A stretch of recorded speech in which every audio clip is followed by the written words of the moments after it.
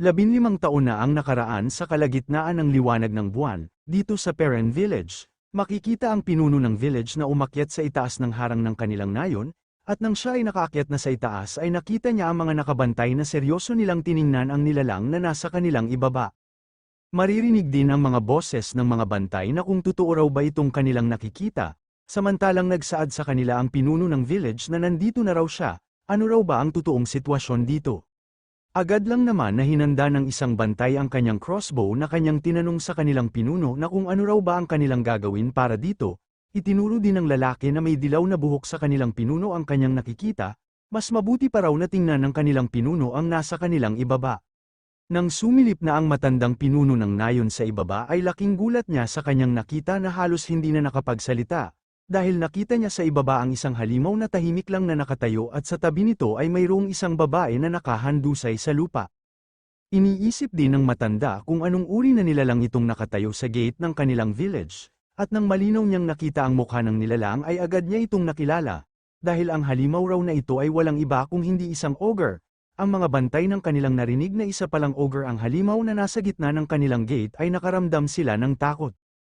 Sabay inutusan ng pinuno ng village ang lahat niyang mga kasama na ibaba nila ang kanilang mga sandata at agad na umatras. Hindi raw nila dapat nagalitin itong ganitong nilalang, seryoso din na sinabi ng matanda sa kanyang mga kasama na ang mga ngipin raw ng nilalang ng kanya itong nakita ay nakaramdam siya ng pagkabahala, dahil nakita na niya ito sa manual ng mga halimaw. Idinagdag pa niya na pinakita doon sa manual na kanyang nabasa ang forest wolf na mayroong isang nilalang na bahagi ng alamat sa lugar na tinatawag na Truvenia. Nalaman din niya na ang Central Continent ay walang awa na pinagpapatay nitong halimaw, siya ay kilala sa tawag na si Lobo. Nag-alala din na sinaad ng pinuno ng nayon na sa dinami-dami raw ng mga lugar bakit sa kanilang nayon pa nagpakita ang ganitong nilalang, sa buong buhay niya ay ito ang pinaka-nakakatakot na nilalang na kanyang nakaharap, at sa ganitong sitwasyon ay ang tangi lang na sandata na pwede nilang pangtapat sa halimaw ay ang siege weapon. Sa mga sinabi ng pinuno ng nayon ay nagdadalawang isip na kumilos itong bantay na mayroong dilaw na buhok.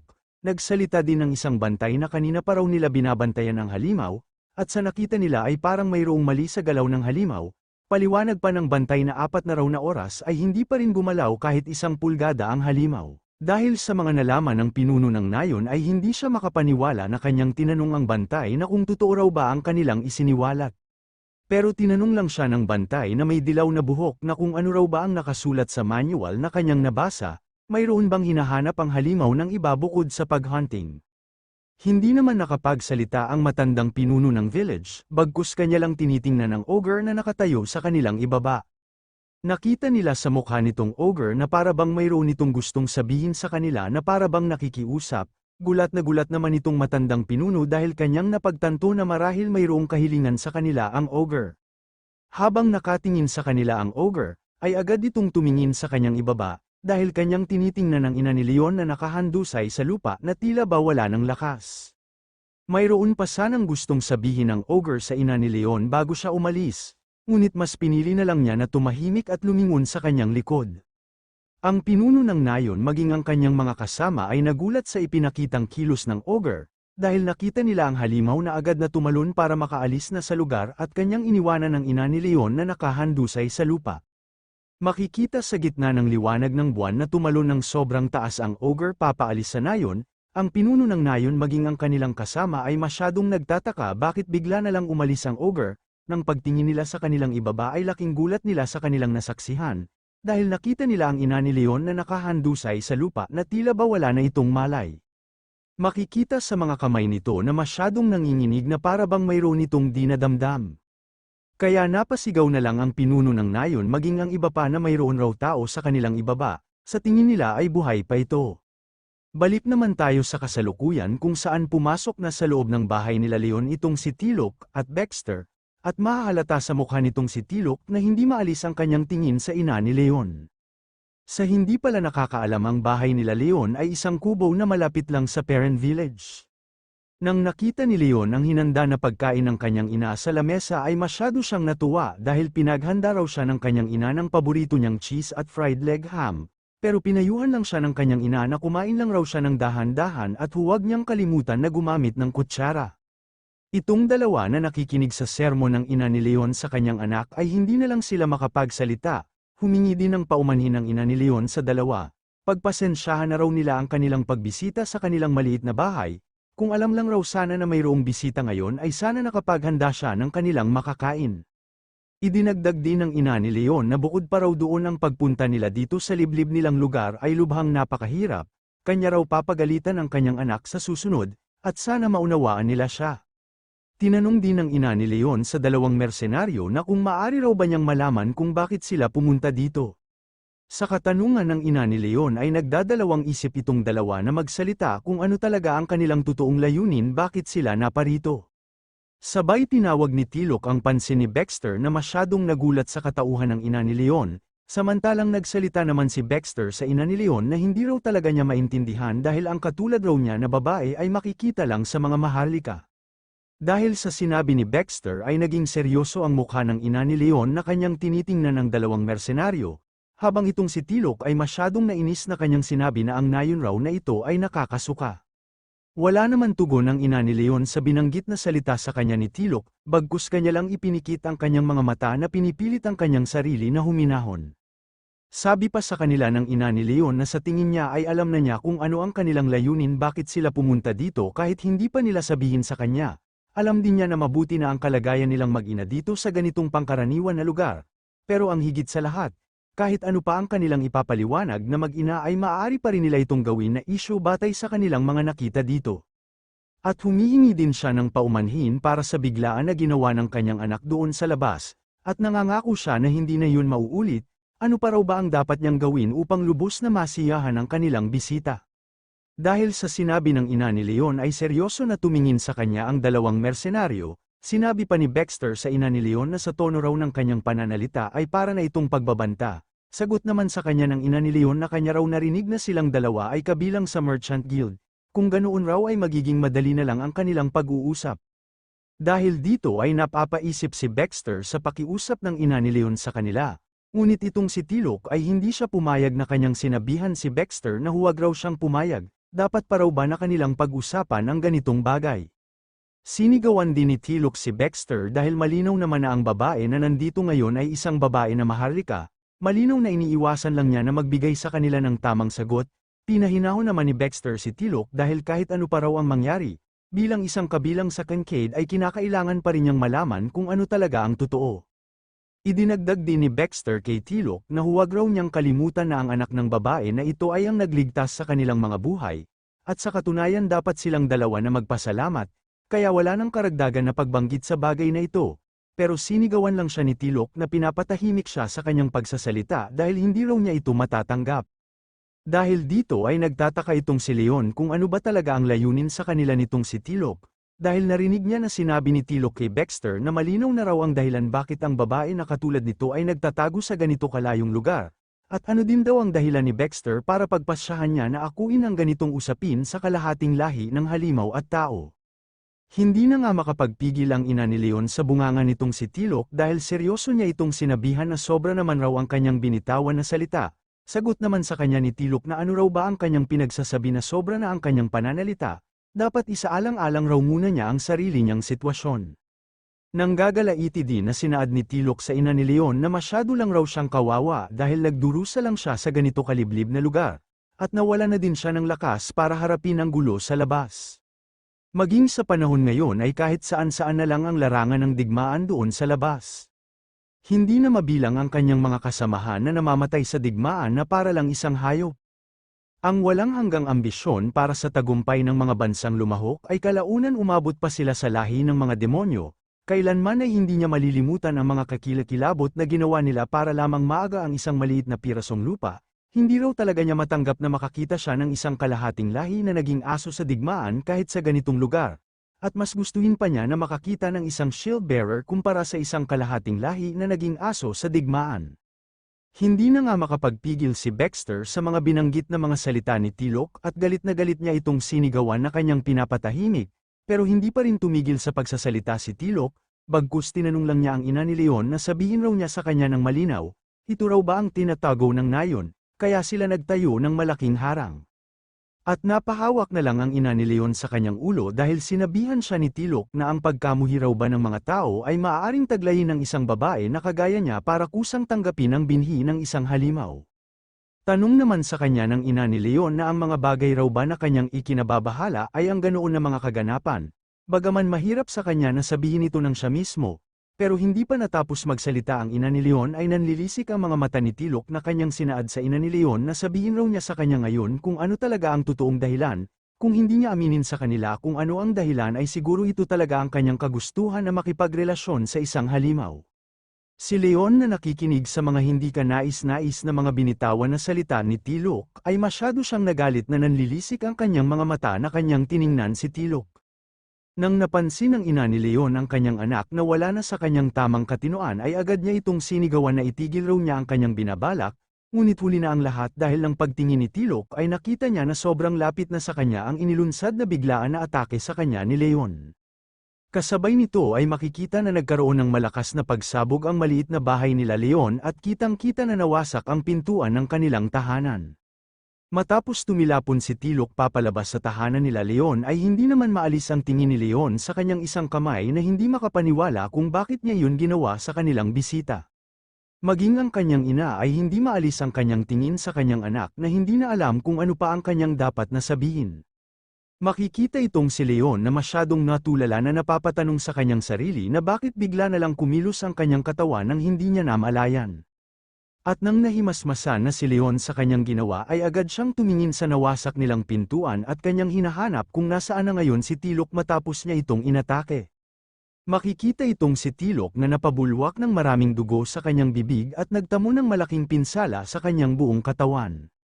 Samantalang itong si Baxter ay agad siyang lumapit kung saan nakabulagte si Tilok at kanyang hinanda ang kanyang espada, dahil baka muli na namang umatake sa kanila si Leon. At masyado siyang nabahala sa kanilang kasalukuyan na sitwasyon, wala na raw siyang ibang magagawa kung hindi labanan ang kalahating orc. Nang pagtingin ni Leon sa kanyang ina ay masyado siyang nagulat dahil bigla na lang tinawag ng kanyang ina ang kanyang pansin na pinipilit ang kanyang sarili na gumapang papalapit sa kanyang anak na kanya itong pinapahinahon. Nanginginig naman ang buong katawan ni Leon na kanyang tinawag ang kanyang ina na kanyang tinanong na kung ano raw ba itong mga nangyari. Ngunit nagulat si Leon dahil bigla na lang mayroong tumawag sa kanyang pangalan, ito pala ay si Baxter na seryoso na naglakad papalapit kay Leon para kanyang gantihan sa kanyang ginawa kay Tilok.